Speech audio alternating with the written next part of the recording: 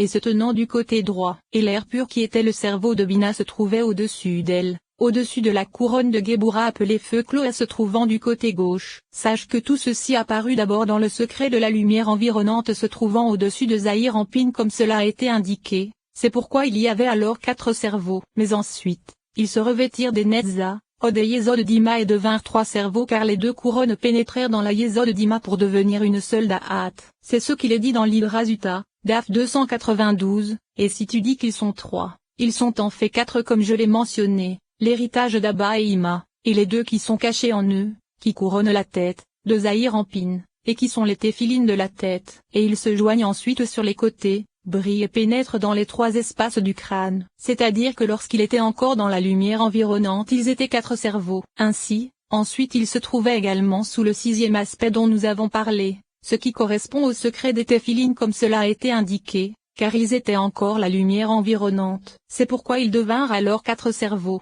en correspondance avec les 4 parchemins, des téphilines. En vérité, ils se joignent ensuite sur les côtés c'est-à-dire que lorsqu'ils pénétrèrent à l'intérieur des Netza, Od et Yesod d'Abba et Ima qui sont les extrémités inférieures appelées côtés, les 2 couronnes s'assemblèrent dans leur Yesod et devinrent une seule Da'at. Ensuite, lorsqu'ils pénétrèrent à l'intérieur de l'espace du crâne de Zahir Ampin, la clarté des cerveaux et non leur essence recommença à descendre comme cela a été indiqué. C'est le secret du verset, il brille et pénètre dans les 3 espaces du crâne, car il y avait là aussi uniquement 3 cerveaux, dans les 3 espaces, et non 4. En vérité, dans les 3 espaces du crâne se trouve également la clarté de l'ensemble des 4 cerveaux, et nous ne disons pas que seulement 3 y pénétrèrent, mais ce sont les 4 qui en devinrent 3, c'est ce qu'il est dit dans l'Hydra Rabba, Daf 135, un crâne puissant se développe dans les 4 directions, car il y a ici aussi l'aspect de 4 côtés c'est-à-dire de 4 cerveaux. Cependant, les 2 couronnes pénétrèrent dans un seul espace appelé Da'at.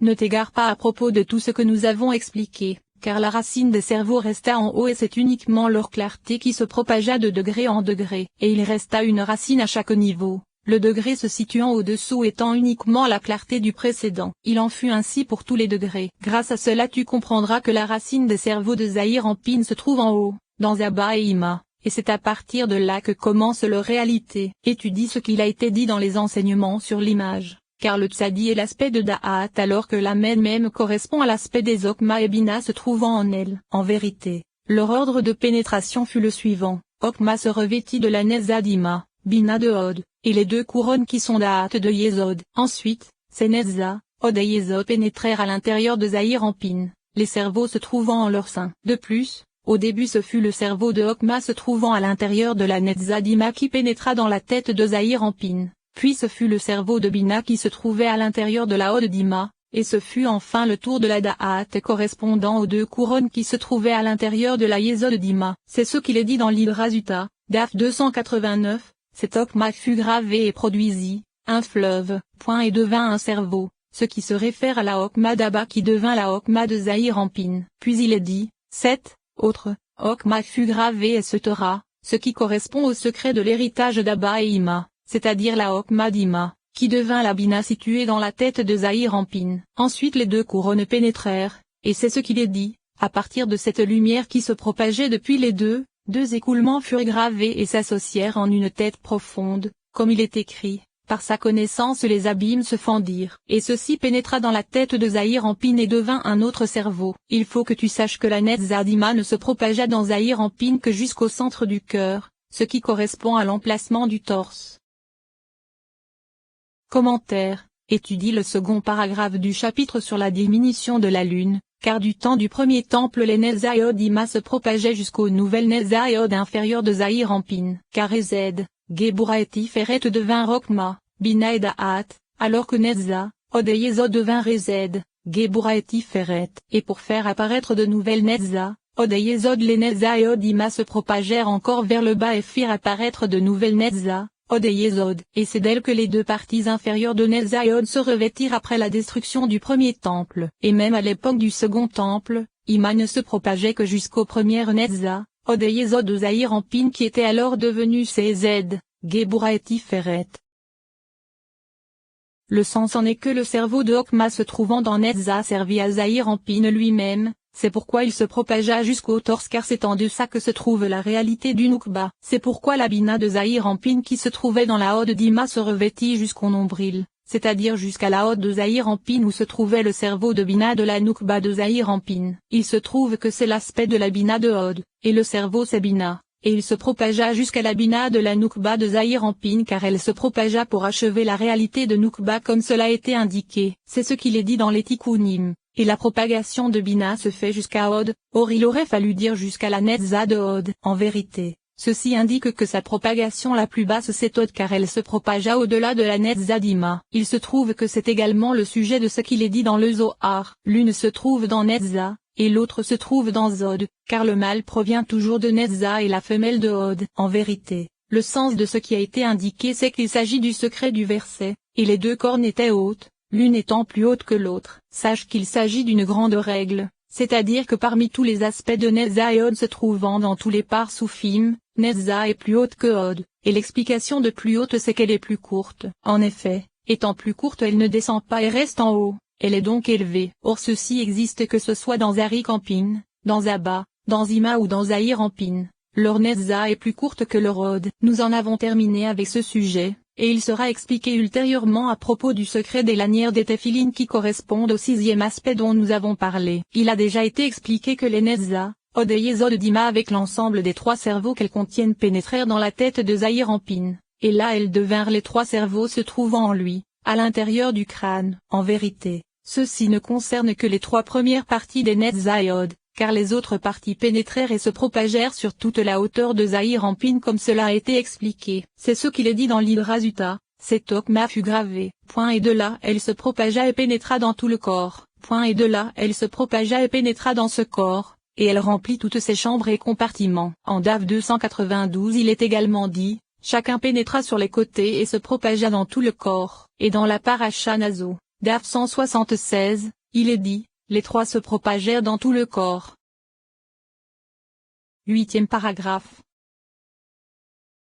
Ainsi, il a été expliqué que la Yesod d'Ima se revêtit de la Da'at de Zahir Ampine, et la couronne de Tiferet met uniquement jusqu'au torse. Le sens en est que la Yesod du mâle est longue alors que celle de la femelle est courte. Le secret de ceci c'est que la Yesod du mâle provient majoritairement des Asadim. C'est pourquoi elle contient une abondance de lumière dont l'excédent se propage vers la Yesod se trouvant en lui, et donc elle dépasse. En vérité, la femelle provient du côté des Geburot qui sont jugement, et elle ne possède pas une telle abondance de lumière pour qu'il en sorte un aspect de Yesod. En réalité, il s'agit d'une lumière imperceptible appelée air pur comme cela a été expliqué, car dans l'Hydra Rabba la Yesod du mâle est appelée feu pur alors que celle de la femelle est appelée air pur. Étudie les explications données en Dav 131. C'est la raison pour laquelle elle ne se propagea que jusqu'au torse de Zahir Ampine car c'est là qu'arrivaient ses dimensions. En vérité, ce qui se propagea ensuite c'est uniquement l'aspect de l'air et non un aspect matériel. C'est ce qu'il est dit ailleurs à propos de la propagation de Da'at dans les 6 extrémités de Zahir Ampine et non uniquement sur l'axe central. Étudie ce qui a été dit à cet endroit car il n'y a pas lieu de le faire ici. Le sens en est que c'est l'aspect de l'air et non la matière qui se propagea vers les côtés,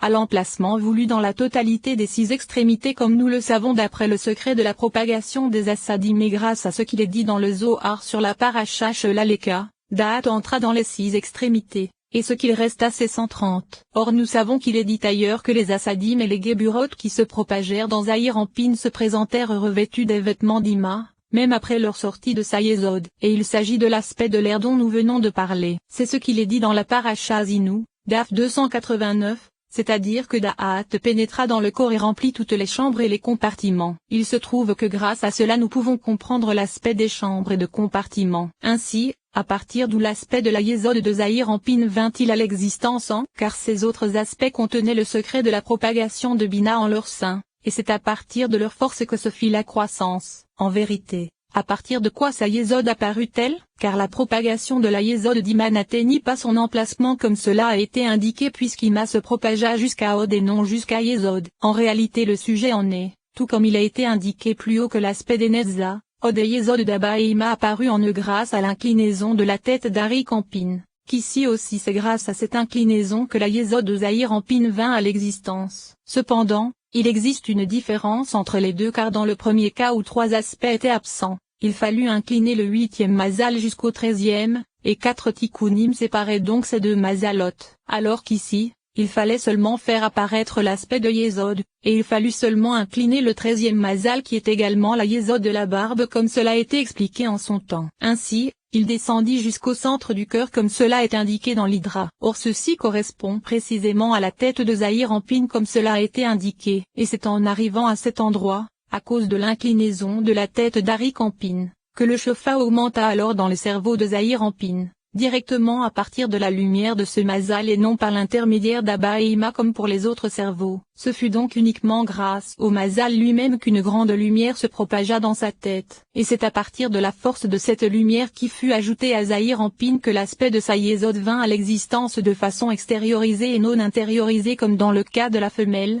comme cela a été indiqué et comme cela nous a été expliqué à propos de l'expression qui possède tout. Ainsi, cette inclinaison de la tête d'Arik Anpin se produisant grâce au mazal est indiquée dans la paracha Naso, Daf 132, et elle descendit dans la barbe et sautera. En vérité, lorsque sa tête s'inclina et éclaira les cerveaux, elle éclaira le premier cerveau qui correspond à l'aspect de la Hokma de Zahir Anpin. Or il a déjà été expliqué à propos de la tête du roi qu'elle fut fixée par Ezed et Gebura, car le réceptacle de Hokma apparut à partir de la partie supérieure de cette Ezed des 6 extrémités de Zahir Anpin qui grandit. Ainsi, cette Ezed est appelée Abraham, et c'est à partir d'elle que se propagea cette lumière, à partir de ce réceptacle, vers toutes les séphirotes jusqu'à atteindre Yesod qui est appelé Kol. Or le 13e mazal est appelé Venaké comme nous le savons, or ce sont les lettres de Kon. C'est donc, qui possède tout. Et c'est, béni soit Abraham, par le Dieu très haut, possesseur des cieux et de la terre. Car Abraham répara les cieux et la terre grâce à la possession d'un nouvel aspect de Yesod qui accouplait les deux comme cela a été expliqué. Car tout ce qui se trouve dans les cieux et sur la terre il le possède par le secret du mazal appelé Venaké. C'est également ce qu'il est dit dans la paracha Bereshit, lorsque le membre d'Abraham apparut.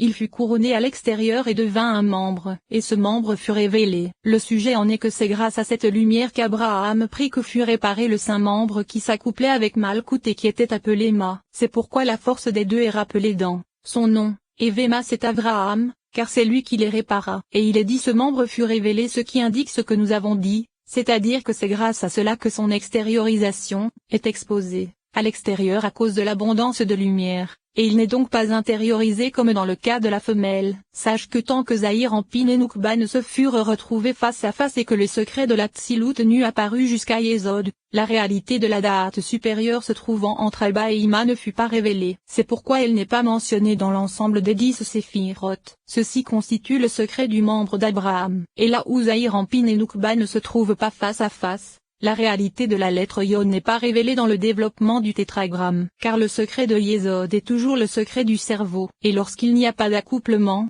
il n'est pas besoin d'avoir de cerveau. C'est pourquoi tu ne trouveras pas le premier Yod du tétragramme. C'est le secret du développement du E qui se retrouve dos à dos, c'est pourquoi il ne contient qu'un seul Yod. 9e paragraphe. Sache également qu'à partir des deux cerveaux de Hokma et Bina appelés héritages d'Abba et Ima apostrophe la clarté se propagea vers Zahir Anpin, sur ses deux faces. C'est ce qu'il est dit, que l'Éternel fasse resplendir sa face vers toi, c'est-à-dire les deux faces, la droite et la gauche, du côté de Hokma et du côté de Bina. Cependant, à partir de Da'at elle se propagea à l'intérieur du corps, dans les chambres et les compartiments que sont les 6 extrémités comme cela a été indiqué. Ainsi, le parsouf de Zahir Anpin fut achevé vis-à-vis de son intériorité, ce qui correspond au 5e aspect dont nous avons parlé. Ainsi, ceci se produisit en 4 années, en correspondance avec la propagation des 4 cerveaux. Et si tu y ajoutes les 9 années et un jour qui correspondent au moment jusqu'où arriva l'allaitement, tu obtiendras 13 ans et un jour. On parle alors d'homme accompli en toutes choses, redevable des mitzvot, car on parle d'homme complet à partir de 13 ans et un jour. Ainsi, puisque grâce à cette seconde gestation Zahir Anpin s'éleva par le secret des eaux féminines jusqu'à la Yesod d'Ima comme cela a été indiqué,